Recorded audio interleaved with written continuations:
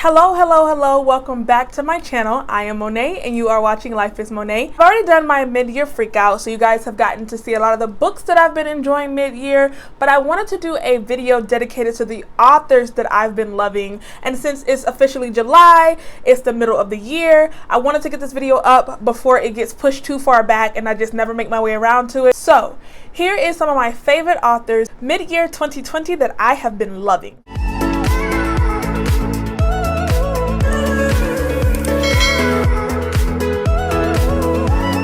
First author up is going to be absolutely no surprise to anyone who follows me on Twitter, subscribes to my YouTube, follows my Instagram. If you don't do all three, why not? Okay, follow me on Twitter and on Instagram. I love to chat. I love to talk to you guys. I'm really funny, a whole comedian. You want me on your timeline. Back to the author. It is going to be N.K. Jemisin, a queen, an absolute queen. Okay, I recently bought the Inheritance trilogy, which is, as you can see, pretty massive of a book. So I haven't gotten to it yet, but it's about gods, and who doesn't love a book about gods? Come on. It is a 5-star prediction read for me. I honestly am getting through a lot of N.K. Jemisin's books and I'm getting down to the wire, and I honestly don't want to run out of falling in love with her writing. This is a bind up of all 3 books, and I was holding it off to the last possible second because I just love her writing so much this year. I didn't want to overindulge. I still wanted to have something of hers for me to fall in love with over and over again. But then I was on Zoom with Jocelyn, and she went and said that the Inheritance trilogy reminds her of Strange the Dreamer. So that got pushed to the top of my TBR. Like, come on. Why did nobody say that? I was already going to buy it because it was N.K. Jemisin. I was already interested because it had gods. And then she said that the godly aspect of it reminded her of Strange the Dreamer. And she is someone who read Strange the Dreamer and enjoyed it. So she has rights. Her opinion is valid. And I am so excited to read that book. I've also read The City We Became. I didn't love it, but I loved things about it. I just finished the entire Broken Earth trilogy. I've officially read the 5th season, The Obelisk Gate, and The Stone Sky, and I will get into my thoughts on those later, but this is just me absolutely praising N.K. Jemisin because we stand a queen and she is it. Next up, we have Miss Fonda Lee. Jade City and Jade War have become so close and near and dear to my heart. Every time I think about these books, I fall in love even more. And literally, every time I sit and think about what happened in Jade City and the character and the world and just the plot and just everything about it, I fall in love even more. It just makes me want to keep thinking about it, and it is in my mind, and I don't know how I'm going to make it to 2021, which is when we get the final book, but she has definitely put herself top tier in my mind as far as writers, and I can't wait to see what else she comes out with. I'm really excited about Jade Legacy, of course, but honestly, if she put out another book, I'm going to definitely try to pick that up expeditiously because I love her writing. She did not let me down in book 1 or book 2. Honestly, the more that I think about it, I can't decide if I love Jade City or Jade War more. I can't pick one. I love both. Next up, because I read Strange the Dreamer this year and Muse of Nightmares this year, and I also want to pick up Daughter of Smoke and Bone, I'm putting Laini Taylor on my favorite author so far mid-year just because her writing is chef's kiss spectacular. She's a Michelin star with me, and of course I could not make this video without including her. She's just okay. I just love it. I love her writing. I don't think that she can let me down. I'm going into Daughter of Smoke and Bone completely open-minded and optimistic, but I know that it's going to slap because it is Miss Laini Taylor. Next up, I'm going to put Echo Brown on here. I have only read one book by Echo Brown, and that is Black Girl Unlimited, but it made me cry like a baby. I was bawling, y'all. And her writing was just so true and so thorough, and it came across the page so compelling, and I just felt it completely immersed in the story. I felt every win, I felt every loss, I felt every battle, I felt every traumatic experience, and I just think that that makes her writing absolutely stunning. And this is also an author that I'm excited to pick up more books by her, whatever she puts out, if she keeps writing that way. I'm not saying that her writing is similar to Elizabeth Acevedo, but when I read books that Elizabeth Acevedo has put out, I definitely love to read them with the audiobook because Elizabeth's narrative narrates her own books, and you can just feel everything about the story in Elizabeth's voice. I feel like she's the best person to narrate her books, and that goes for Echo Brown, because I actually listened to the audiobook for Black Girl Unlimited, and that was narrated by Echo Brown herself, which is the author of the book, and it just made me that much more immersed in the story, and I absolutely loved it. It gave me that same heightened sense of feeling when I listened to Elizabeth read her own work. So I'm looking forward to reading what else Echo Brown puts out, and I hope that she continues to narrate her own books, because her and Elizabeth just know how to read they just know how to do it.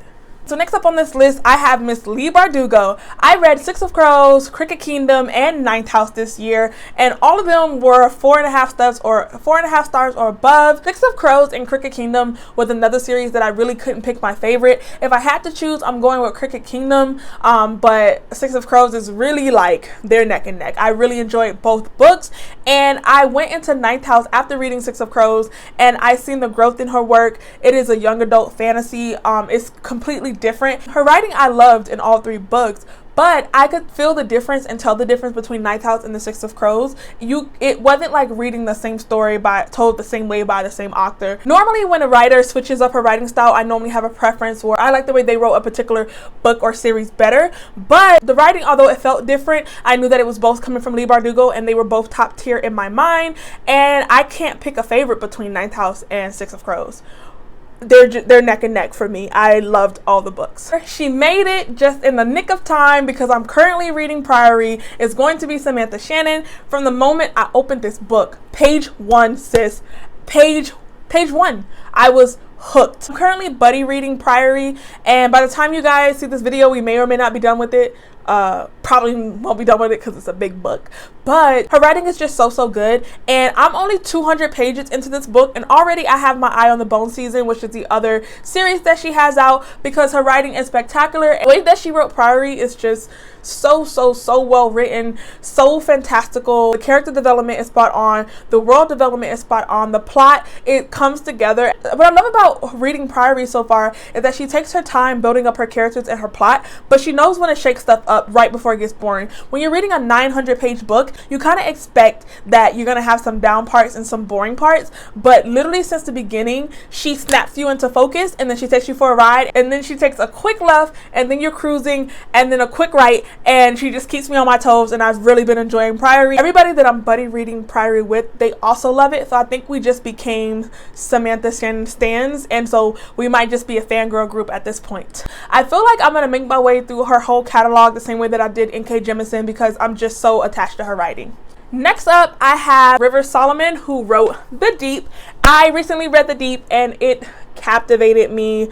I was hooked. Like, as soon as I started reading the book, I felt these like emotional tethers coming out of my body and just attaching itself to the book and attaching itself to the characters, and I was one with the characters. I was in their world. I was them, okay? We were family. And any author that can write a book that just makes me literally not just see the world vividly or understand the world vividly, but actually be in the world, that person is going to get a spotlight on my channel every time. I recently wrote a review on this book on my Instagram, so you guys can head over there and check out my post on the book, but I definitely wanted to give a shout out. There were some other additional authors on this book, which include Daijah Diggs, William Hudson, and Jonathan Snipes. I haven't read any books by the other authors on this list, but since they contributed to The Deep and I loved it so much, I definitely want to go and check it out. It's only 150 pages, but what the story lacks in pages, it gives you in story. Since it gives you an emotion, it came to serve other things. As much as I love big books, I read this book in one night on like a Zoom call with sprints, and it was really good. It was a quick read, and if I ever just wanted something to pick up and read in a day, this would definitely be my go-to. I do plan to reread this like 100 times along with Black Girl Unlimited. Those two books are just so close to me. I connected with the characters in these books. I was the characters in these books. Same thing with this one. Their wins was my wins, their losses was my losses, and I can't pick a favorite between Black Girl Unlimited and The Deep. I just can't. Next up on this list, I have Miss Sarah J. Maas. I read ACOTAR this year, and I also read Crescent City, and they were all pretty up there on my list. I loved A Court of Mist and Fury more than any other book in the ACOTAR series, of course, because it's just the best one. So A Court of Mist and Fury was the best sequel that I had read so far this year. That was before I read Crooked Kingdom and Jade War. And so now my heart is conflicted, and I don't know what to do about it. And it doesn't matter. I can love all three books equally in my heart, okay? I do think that there are some things in her books that she could definitely do better, but all in all, I really enjoy her storyline, and I'm excited to see where Crescent City goes, because I did enjoy Crescent City, and I just feel like there's so much she can do with that world and so much she can do with the characters, and I have so many questions about other characters in the book that she just has me excited for the next one. I'm constantly thinking about Jade War and Jade City, but when I do think about Crescent City, I get this curiosity in me that just needs to be satisfied. She recently said that A Court of Silver Flames, which is the next book from A Court of Thorns and Roses, is going to come out, I believe, either January or February of 2021. So although we won't be continuing Crescent City anytime soon, we will be picking up with Nesta and Cassian and all the characters that I loved before, and I'm excited about it. We have one more author on this video, and she made it literally last minute. Like, she stuck the landing on the last second on the board, and I'm so happy to have her here, and that is going to be Miss Erin Morgenstern. So on this same chat call with Jocelyn, where she said that the Inheritance trilogy reminded her of Strange the Dreamer, we were talking about it, and I'm like, how could you not tell me? She said, well, have you read The Starless Sea? Because that's almost literally the exact same as far as fantastical and whimsical writing as Strange the Dreamer. People love this book for the same reasons that they love Strange the Dreamer, and the writing is so similar. And I was mind blown, okay? Because here I am raving about Strange the Dreamer, hoping that I could relive it, rereading the books just to get a snippet of those emotions again, and I was sleeping on The Starless Sea.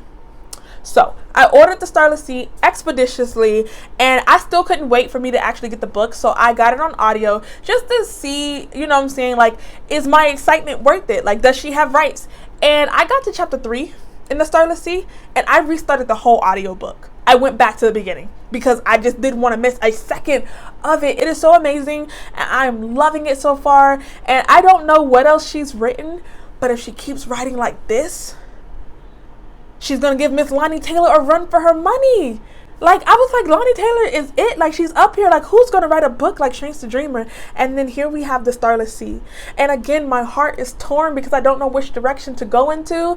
I am still reading The Starless Sea. I can only tell you that I love it right now. And I love it so much for me to, like, bet on her and put her in this video. Because, I mean, I really think she's going to do this book justice. I have no doubts in my mind that she's going to stick the landing with the end of the book. And that I'm going to love it all the way through. And please don't ask me to decide between her and Miss Laini Taylor, because I can't. Guys, I literally can't. Those are all the authors that I have been loving throughout the year of 2020. I will be tagging some other booktubers in my description box in hopes that they do this video, because I would love to see what authors people have been enjoying and for what reasons, and that might just encourage me to pick up this author's work. Also, if you've made it to the end of this video, please drop a book emoji and let me know which of these authors is your favorite, or what's your favorite author so far this year. I don't want your favorite author of all time. Okay, I want to know who's doing it for you this year. I will see you guys in my next video. Bye.